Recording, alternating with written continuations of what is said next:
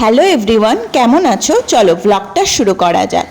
এই বিজি লাইফস্টাইলের মধ্যে নিজের শরীরের জন্য যদি একটু কিছু সময় বের করতে না পারি তাহলে কী বা করলাম। এই 24 ঘন্টার মধ্যে আমরা যদি একটি ঘন্টা নিজেদের জন্য বার করতে পারি তাহলে আমাদের অনেক প্রবলেমই ঠিক হয়ে যায়, শরীর ফিট অ্যান্ড ফাইন থাকে আর সারাদিন খুব তন্দুরস্ত অনুভব করা যায়। হ্যাঁ বন্ধুরা, একদম ঠিক শুনেছো, এক্সারসাইজ করার কথাই বলছিলাম। বাঙালিদের মধ্যে বেশি টেন্ডেন্সি থাকে পেটে মেদ জমার, তো আমি সেই এক্সারসাইজগুলোই আজকে করছিলাম। তো করতে গিয়ে একদম ঘেমে নিয়ে অস্থির যাকে বলে, তো জলটা একটু খেয়ে নিলাম হাইড্রেট করার জন্য। তারপর ভেজানো আলমন্ডের খোসা ছাড়িয়ে সেটাও আমি খেয়ে নিলাম। আলমন্ড আমার শরীরের পক্ষে খুবই ভালো। সকালের চাটা না খেলে তো দিনটা শুরুই হবে না। সকালে এত রোদ দেবে আর একটু জামা কাপড় না শুকাতে দিলে হয়? আমার তো গাটা একটু কিটকিটি করে, এত রোদ দিল কিছু কাচবো না, কিন্তু এই রোদটা যে কতক্ষণ থাকবে সেটাই ভাববার বিষয়, আর সেটাই বড় ব্যাপার।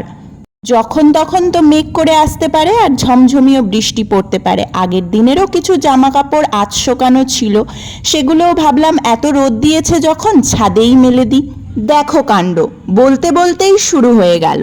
এই যে একটু আগেই বললাম তোমাদের জামা কাপড়গুলো শোকাতে দেওয়ার কথা, এই দেখো আমি নিচে এসছি আর আধা ঘন্টাও হয়নি। বিট ভাজাতে কিন্তু লঙ্কা আমার বেশি লাগে, তাই আমি একটু বেশিই লঙ্কা কেটে দিয়েছিলাম আর কি। চলো বালিশের কভারগুলোকে চেঞ্জ করে নেওয়া যাক ম্যাজিক করে।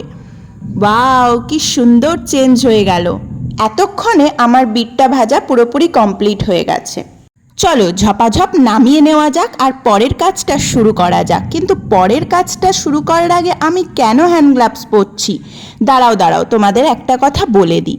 আমি না চিংড়ি মাছ কোনোদিনও কাটিনি নিজের হাতে, তো দেবদত্ত যখন থাকে ওই আমাকে কেটে সব রেডি করে দেয়, কিন্তু আজকেও নেই, তাই আফসোস আমাকেই কাটতে হবে। আর আমি ধরতে খুবই ভয় পাই, তাই গ্লাভসটা পরে নিয়ে কোনো রকমে আমি কাটছিলাম আর কি, মানে চাপে পড়ে যা আর কি।